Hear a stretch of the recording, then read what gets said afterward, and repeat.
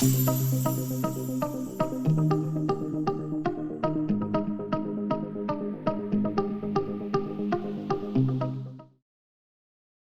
you very much for joining us this afternoon for our webinar titled Technology Drives Sustainability, PICV Solutions, which is being presented by Control Store, Siemens and Frese.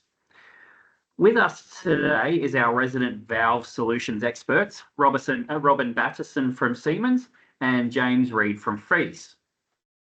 I'll start off with the usual webinar housekeeping of please feel free to post any questions you have during the presentation in the Q&A box. I'll be monitoring that as we go through the presentation and potentially jump in for Robin or James to bring those questions to the front, or we may save them to the end.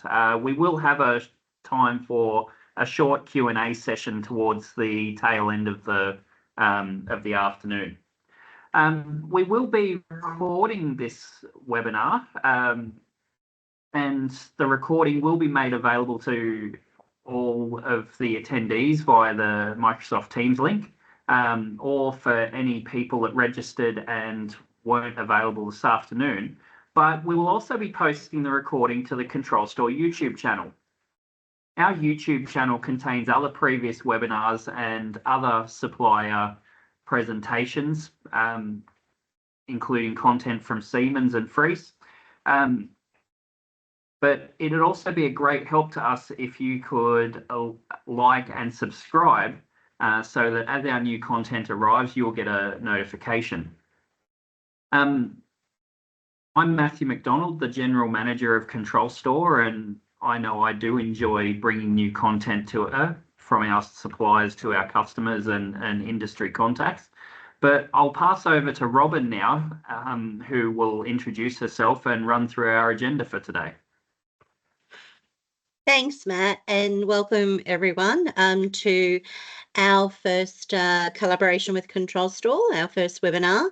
My role with Siemens, I work with SI Buildings Division and have been with the team there for a number of years now.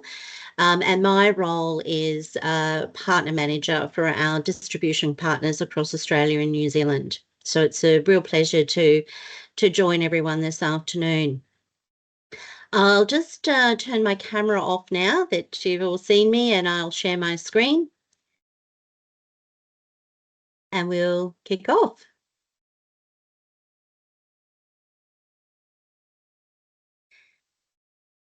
So we've got a bit of agenda to keep us on track today. We will continue through to talk for probably about 35-40 minutes, and as Matt mentioned, we've allowed some time at the end for questions, so please feel free to pop anything in the chat or save them all up at the end. But what we are going to kick off with is our first webinar today. We're going to just kick off with a little bit of an introduction around who we are as Siemens SI Buildings Division, our partnership with Frese, and our distribution partnership with Control Store. I'll also present to you a little bit around what Siemens is doing as far as sustainability is concerned and our Beyond 1% campaign, which if you follow Siemens at all, you'll see that is something we've been actively doing now for a couple of years. And in particular then, how does PICV technology form part of that solution that we're delivering to the market to meet some of those challenges that we're facing today and tomorrow in the building world? So who is Siemens SI Buildings? So we have been, for anyone who's been in the HVAC industry will know that Siemens has certainly been in the Australian New Zealand market for many years. In fact, in 2023, we celebrated our 150-year anniversary here in Australia. And we deliver solutions across many different streams, not just buildings, but in energy, in mobility, and really pride ourselves on the innovation, the research and development investment that we make, and being able to provide end-to-end solutions for our customers.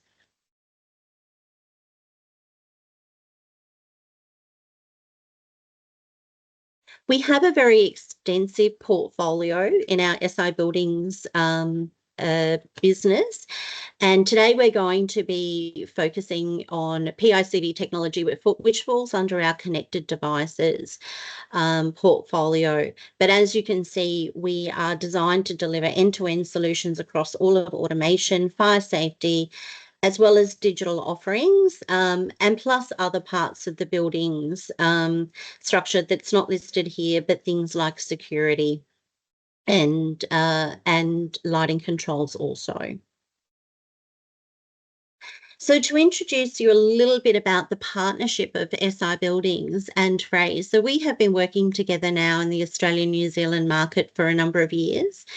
We partner with Frese globally as they are very focused on, again, similar to our ambition to lead the market with innovation, and particularly around energy saving valves for HVAC applications. They are synonymous with high quality products, which fits in very nicely with our value to market, and are constantly innovating their portfolio. So one of the things that James will be talking to you about today is some of the newer portfolios that we have introduced into our offering here in Australia and New Zealand. What we are responsible for and what we strive to deliver to the market is to really educate and promote those new innovations all the way from consultants through to end customers. So we are involved in doing consult visits. We also host lunch and learns either directly or through our partners. We are very much involved, particularly with our partners, around local sales and technical support. So it's great to have people on the ground who really understand the demands of the local market.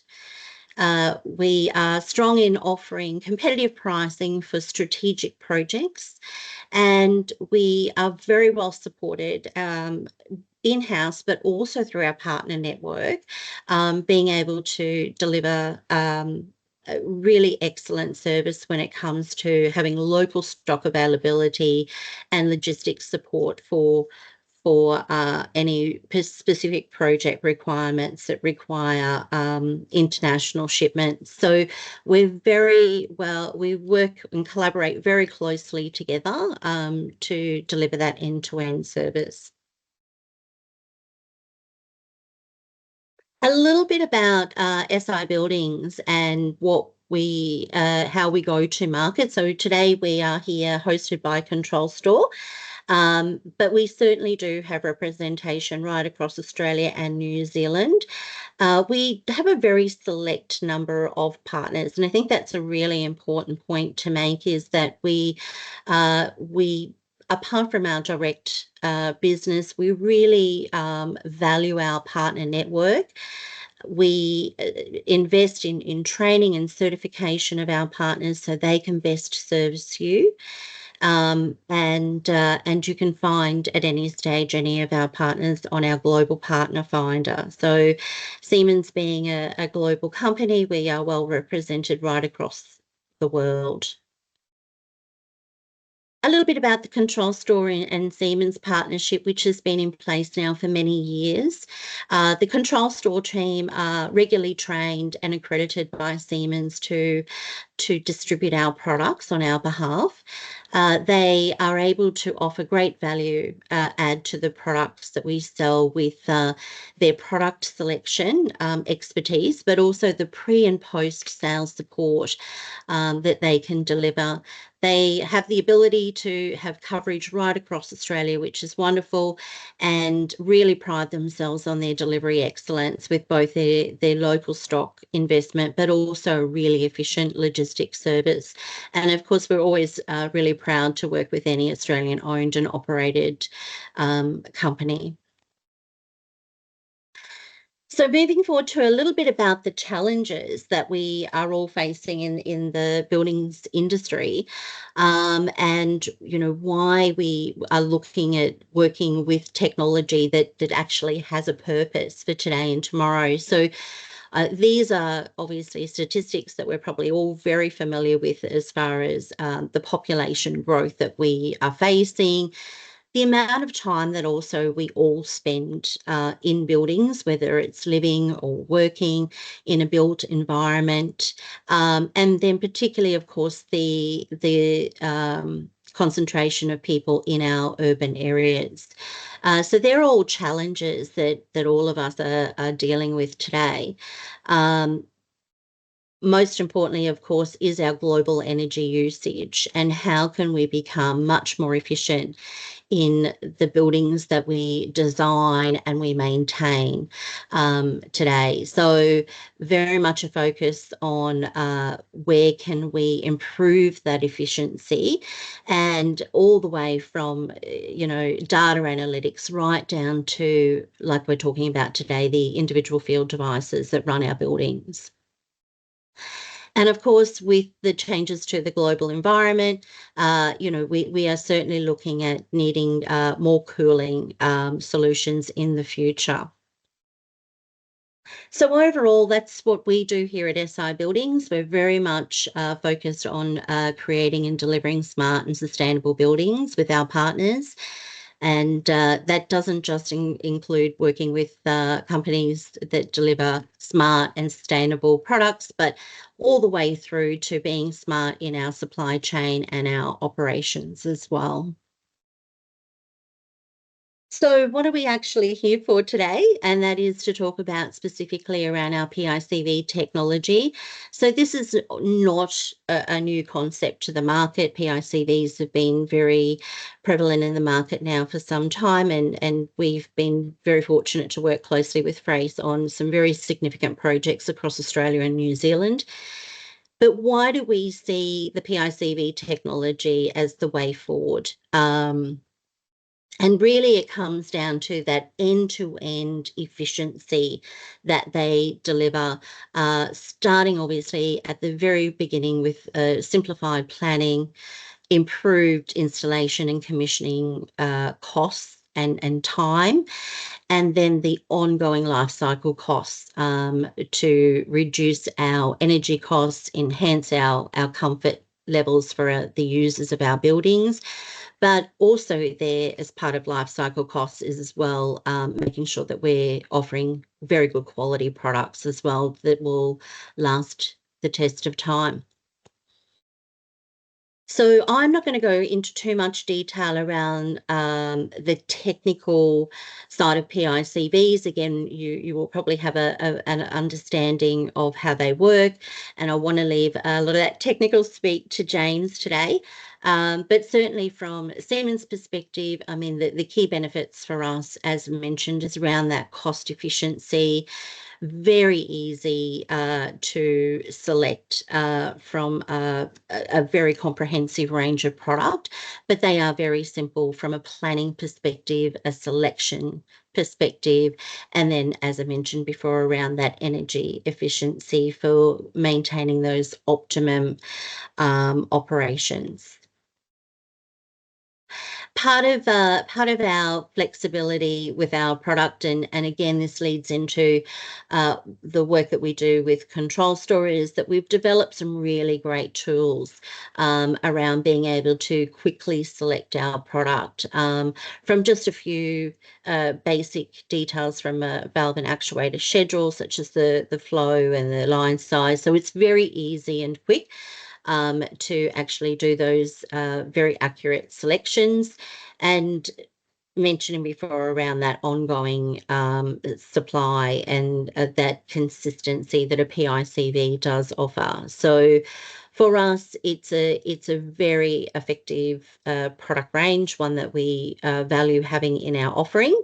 And this is probably a really great time for me to stop sharing and hand over to James to lead us into the technical part of why we're here today. Thanks, James. Thank you, Robin. Thank you for your kind words about working with Frese, and thank you to Control Store for inviting us all along together today. So I will start to share my screen.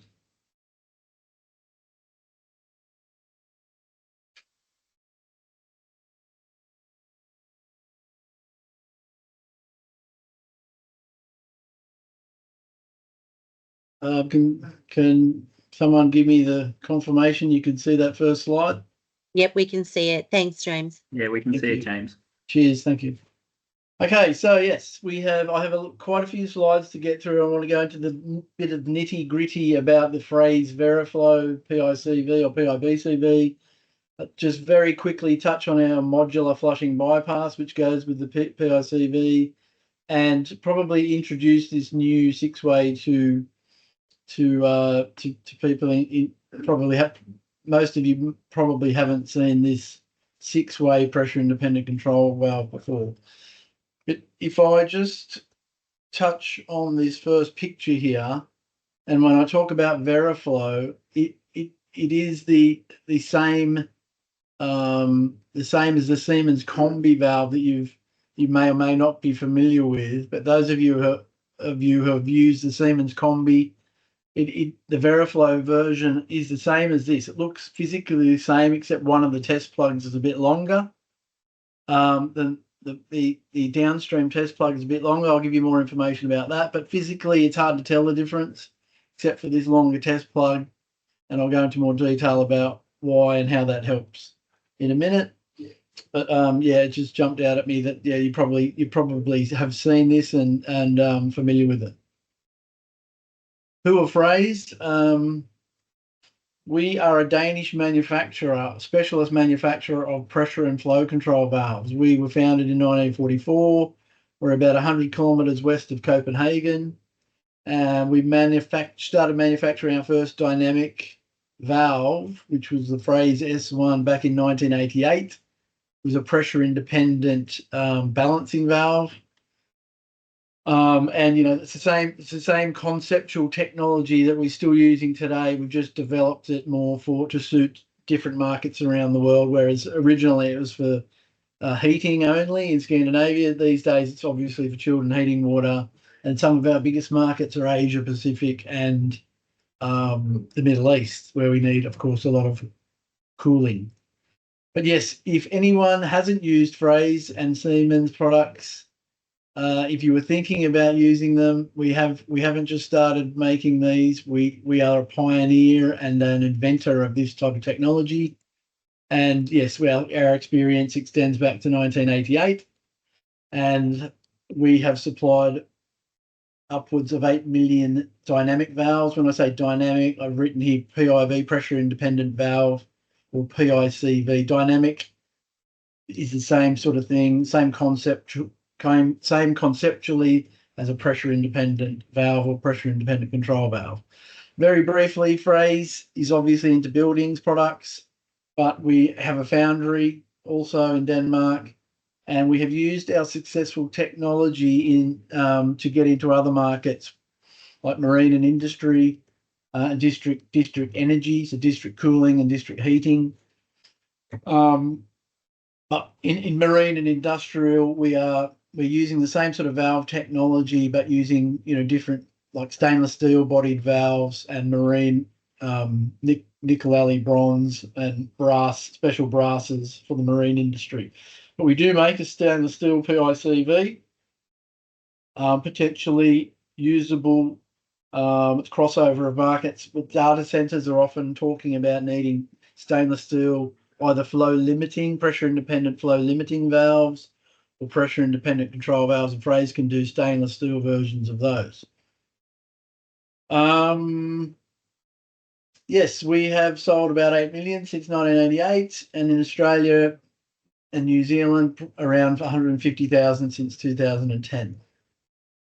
The team in Australia is made up of myself and another guy called Peter Kruger, who's based in Melbourne. I'm covering the East Coast and he's covering the rest. Just want to do a quick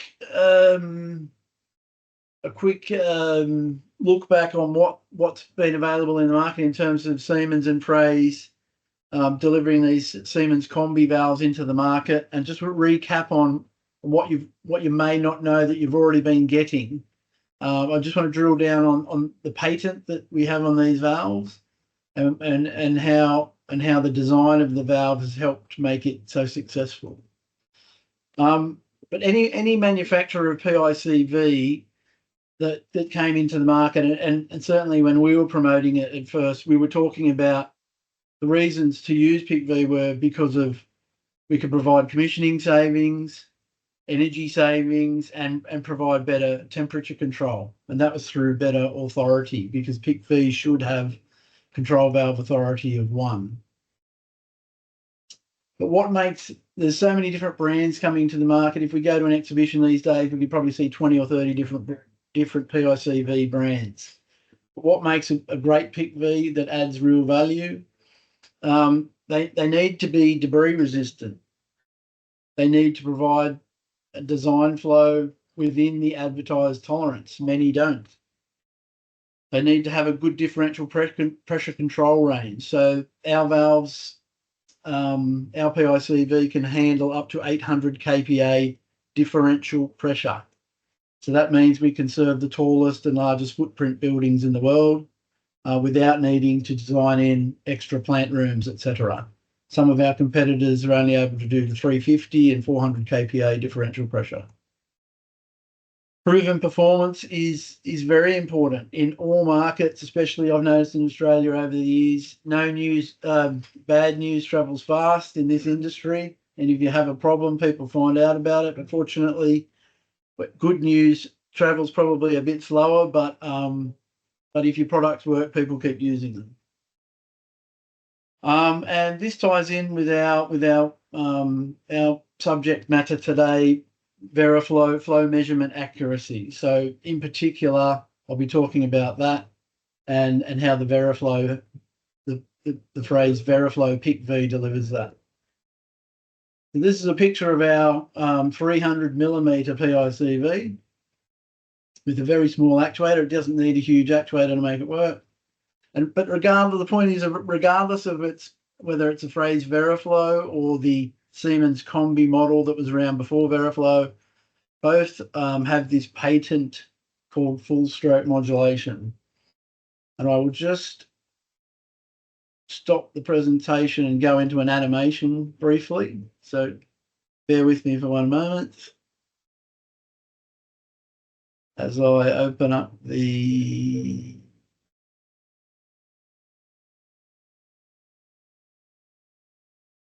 animation, excuse me.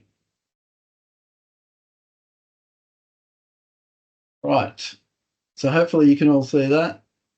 And it's a decent animation showing the water flow path through a globe style arrangement through the PICV cutaway.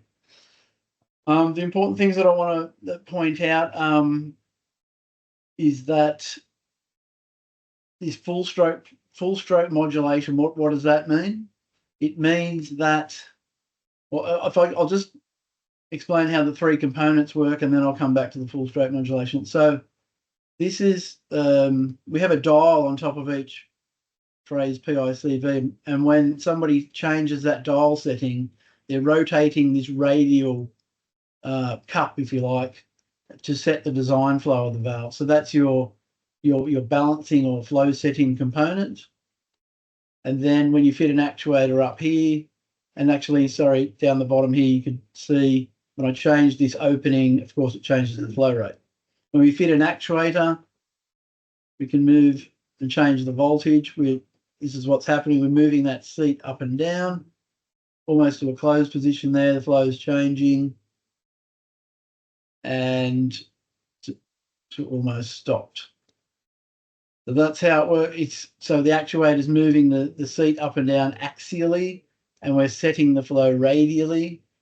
And of course, whatever we've set it at, if everything else in the system closed down and we get a huge pressure influx here, the differential pressure component moves up and down and absorbs that pressure increase, adds a resistance, maintains the differential pressure across the orifice area, which means the flow rate stays the same.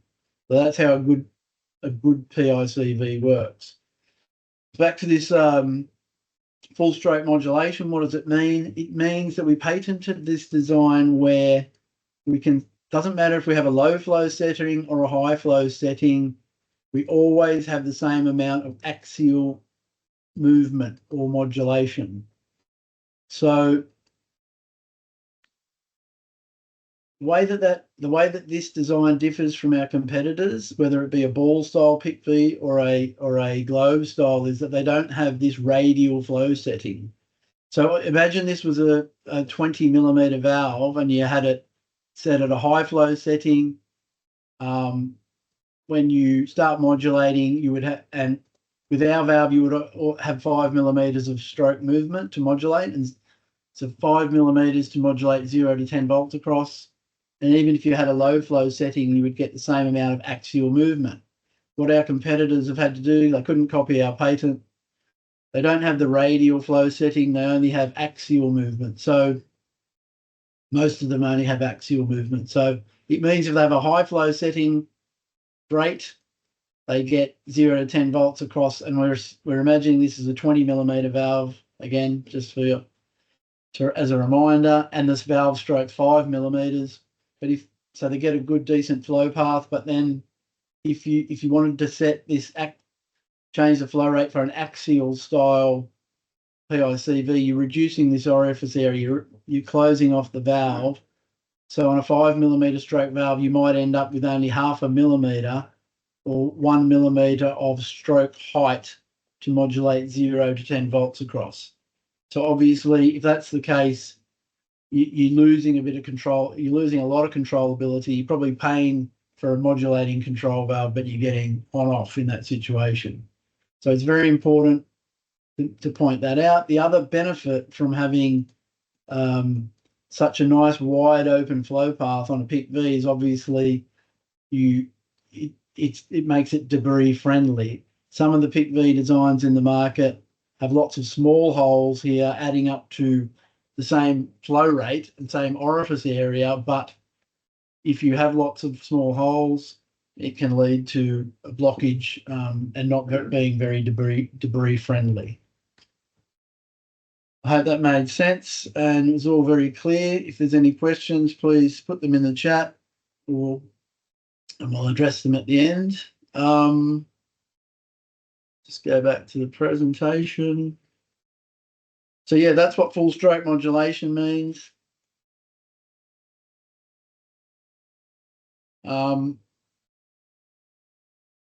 Yeah, and back to the what makes a great PICV. So I guess the ability for this differential pressure component to make it pressure independent means you get commissioning savings, makes it easier to commission. It provides very good temperature control, probably best in market because of this full stroke modulation. Our design provides debris resistance, a very good differential pressure control range up to 800 kPa. And I'll address some of these other points a little bit later. Frese put together a flushing velocity guideline for our small valves to help people achieve BIS flushing velocity, or to be aware of how easy it is to achieve meet BIS flushing velocity requirements if they're specified on a project. So these are the flushing velocities required for the different sort of size pipe diameters, and I've written here. So for 15, 20, and 25, you need 0.961 and 103 meters per second. That's what you have to prove to your independent commissioning agent or consultant, etc., when you're doing your commissioning. In this 15 millimeter valve of ours, which is one of our smallest, you could forward flush through the valve and you would get, when it's fully open, 1.64 meters per second. So easily achieving the 15 millimeter flushing velocity. If you were doing back flushing, obviously the pressure independent component is not trying to limit the flow, so then you get even more flow. But you could just do forward flushing, and that's what's partly made our valve very successful in that we've been able to help people do their flushing easier, and we have this nice wide open flow path. And then for all of these sizes here where we have green, it means we can forward flush and achieve BISREA. So if you have questions or needs regarding understanding whether you'll meet BISREA flushing velocities, we can provide this documentation and help you understand it as well. So we either meet or exceed the BISREA flushing requirements in forward and buck flush mode. PICVs were brought into the market. We talked about energy, commissioning savings, etc. So another benefit is that they protect the delta T. So when you put these on terminals, at your design flow, it helps you maintain your delta T because it limits the flow. But because if you go into an overflow mode, it starts to affect your delta T across the coil. What happens from that? Well, chillers can only be efficient if chill water return temperatures are as per design. Chillers can't magically make the return temperature better. So great flow control at fan coils, air handling units, active chill beams is very important to make sure your chiller gets its return temperature correct. So that's one area. That's another area where PICV help. They help the chiller perform better, but they also help save energy in the pumping and system design. So traditionally, people were designing systems with static two-port control valves and manual balancing valves. They needed manual balancing valves on branches and risers to achieve a good balance and to make commissioning easier. In this small system layout, 257 valves, and we've calculated 24,000 kilowatt hours in comparison to a PICV system where you have less valves, only 105 valves. We don't need these branch and riser valves to achieve the balance, and we don't need these valves to help the control valves. A PICV already has a authority of 1. So you don't need to worry about differential pressure or controllability here either. And that means we can also move the sensor from the midpoint to the end point of the system, which means we can tell the pump to slow down more often and save energy. So on this small system comparison, 105 valves versus, 260, and about half the energy consumption. One of the issues that came up over the years when we introduced PICV to the Australian market was that independent commissioning agents, because of some brands that weren't very trustworthy and weren't delivering correct flows, or sometimes PICVs were blocked. And so, PICVs work across a DP range of approximately 20 to 400 or 800 kPa, depending on the brand. You could have 100 kPa differential pressure across a valve and it's just blocked and it's not delivering your flow. So quite rightly, independent commissioning agents and technicians wanted and requested additional flow verification. So this sometimes meant metering stations on branches or balancing valves, or keeping the balancing valves in the design. Even if a PICV were on the terminals, they wanted an additional form of flow verification, secondary flow verification, and sometimes flow meters, etc. But Veriflow's helps with that situation because we combine we can now provide a PICV with flow measurement. So it looks the same as the original Optima Compact or Siemens Combi. How does it work?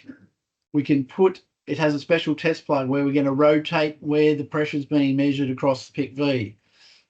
On the valve body, it has a P mode. When we put a hex key in it, we can rotate this test plug about 180 degrees. And we go into Q mode. So P mode is for pressure measurement, and Q mode is for flow measurement.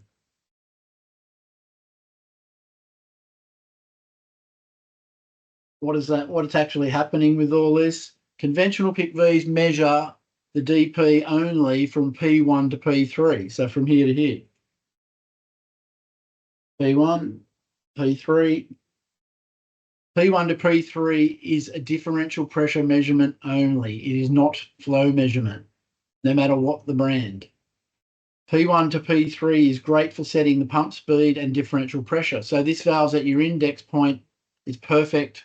This P1 to P3 is perfect for going to that furthest PICV from your pump, making sure it's got its minimum DP. And then if this valve needs 20 kPa from P1 to P3 for its minimum DP, but you're measuring 50, of course, then you can slow the pump speed down so that you're only getting 20 or 20 plus a safety factor. But yeah, it's not measuring flow in P mode.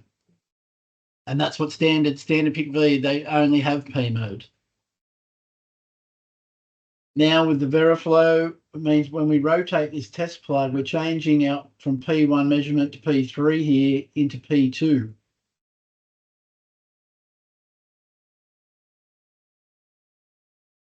P1 to P2 is true KV based flow measurement. In our labs, we've tested and published KVs according to each incremental adjustment of the dial and what DP that would mean in relation to the KV. So we publish the KVs. P1 to P2 measures the DP across the adjustable flow setting and seat. And we can measure it through P1 to P2.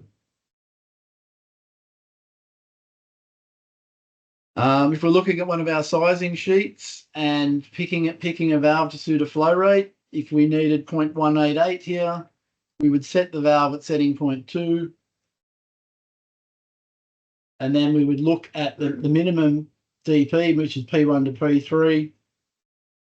And now for every incremental setting change that we have a suitable KV like a manual balancing valve. And that now means that we can provide a PICV that's doing pressure independent control and flow measurement. On our flange valves, we don't have an adjustable or rotatable test plug. We just have a permanent third test plug. So we can do P1 to P3 at all times and P1 to P2 at all times. And so the Veriflow version is available from 15 millimeters all the way up to our 300 millimeter PICV. The accuracy is very good. It is from setting number on the dial 0.6 all the way to number 4. It's plus or minus 5% accuracy, which means we can also put it onto our manifold arrangement. We've had Bizria in the UK, a third-party independent test laboratory, put the valves on bends and compare the flow measurement accuracy using flow meters, etc. And they've come up with the same answers as us, that we've got plus or minus 5%, and it doesn't matter. We still maintain this plus or minus 5% even if they're on bends. There's a project in Sydney where, because of this issue where consultants and ICAs not fully trusting the PICV flow, they put in a manual balancing valve in the design. Can't remember what size. This might be a 150 or 200 millimeter valve. They've got the same size manual balancing valve, very expensive. Another friction loss to pump water through. So by using Veriflow in the future, just putting that here and eliminating this valve, we can remove wasted costs, installation time, and pipe and space. So it helps with commissioning, it helps with energy savings, better temperature control, debris resistant, provides design flow within advertised tolerance, and that's measurable with the new flow measurement feature and accuracy. Proven performance, I shouldn't have ticked that one yet, but I'll come to that in a minute. I guess this is where we've proven performance. People keep ordering them off us. We've recently won the Fish Markets project. We're doing the Western Sydney International Airport. We picked up Circular Quays A and B last year just in Sydney. some of the project references we've been doing in Sydney the last few years, and then a number of marquee projects from around the country are on our books and around the world. Not sure how I'm going for time there, Robin, but the next point I wanted to mention very briefly is that we can pre-assemble and supply these pre-assembled and tested, what we call a Frese modular, where we can supply the PICV. We provide the Frese Veriflow PICV as part of a flushing bypass manifold, so less site work. It comes to site pre-assembled and tested, and we can also provide insulation boxes and hoses to go with it, pre-insulated hoses to go with it. There's also another version. That previous version was designed to be insulated. This one's designed to be mounted directly to the fan coil and or potentially over a drip tray. I've got a summary of the advantages and benefits. I won't labour on that. I'll move on to our CombiFlow valve. When the guys send this out and put it on YouTube, this information will be there. So Frese now make this valve called CombiFlow.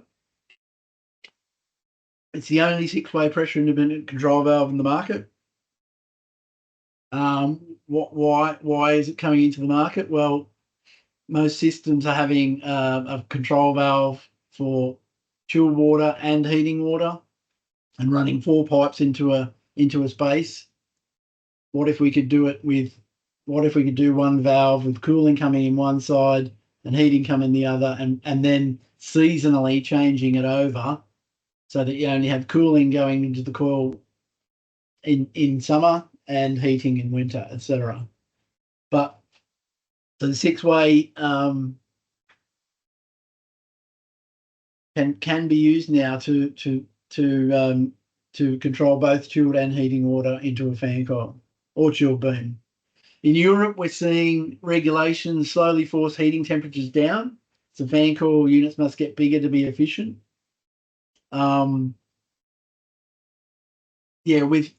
With heating water designs in Europe, we're seeing temperature delta T's of 75 to 65, and now with the heat pumps coming into the market, they're trying to design them with 35 in and 30 out.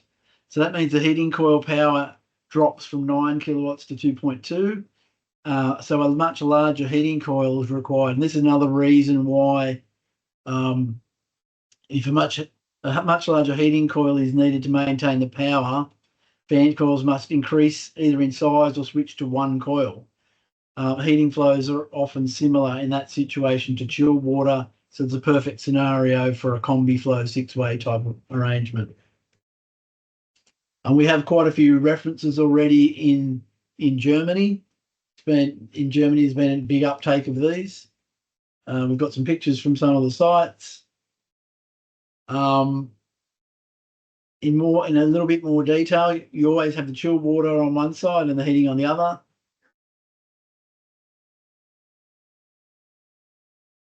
Because it has a pressure independent component, differential pressure controlling cartridge here, when this one starts moving, all the ones in the parallel circuits are unaffected because they're pressure independent.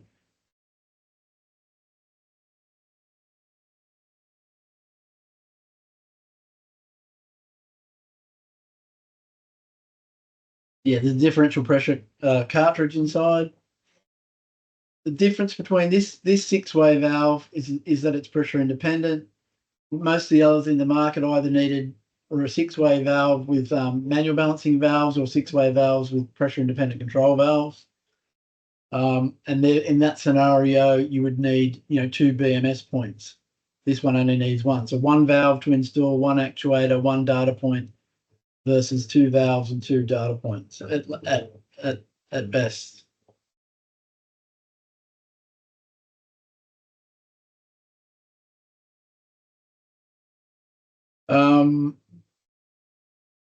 When the handle's moving to the left, it's going to heating mode, and to the right, it's chilled. And in the mid position, there is no crossover and the valve is isolated. The flow is set for chilled and heating water via the BMS. So you set the voltage for and the amount of rotation from the actuator from the BMS using charts to tell you what voltage you need to get the design flow for both chilled and heating water.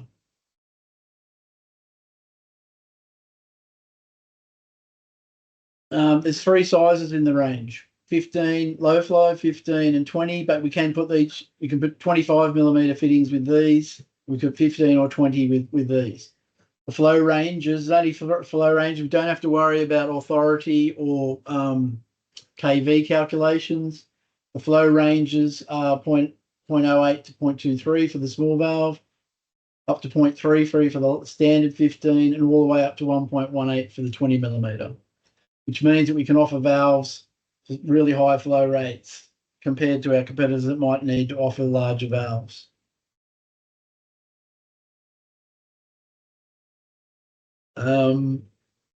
Yeah, so because it's only one valve and one friction loss, there's an energy saving capability as well. I'm going to rush through the rest of these because I think I'm running out of time. Being a ball valve arrangement, it means again we can meet these BIS-RIA flushing requirements really easy. So in forward flush mode, we easily exceed the requirements for the 15 and 20mm flushing BIS-RIA flushing requirements. And snapshot about what I wanted, the new products in the range that we wanted to talk about. And so I think I'll stop there and hand back to you guys to see if there's any questions.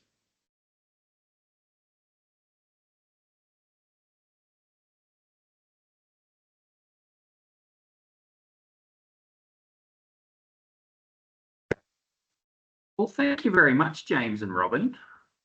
Looking through the Q&A box, there currently isn't any questions in the Q&A and there's none in the chat. So I suppose what we should do now is open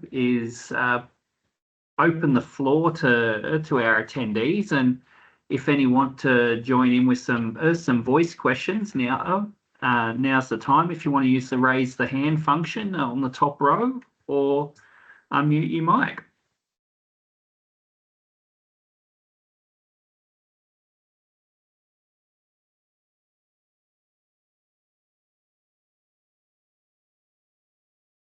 Okay, well, it doesn't look like we've got any questions there. So seems as though, James and Robin, your explanations have well and truly helped everybody there. So unless there are any other questions, we might sort of call it there. So thank you for joining us this afternoon. We do recognise that your time is valuable and you have chosen to spend an hour or so with us this afternoon. So thank you very much for that. I do want to personally thank James and Robin for their efforts putting this together with us and with Paul.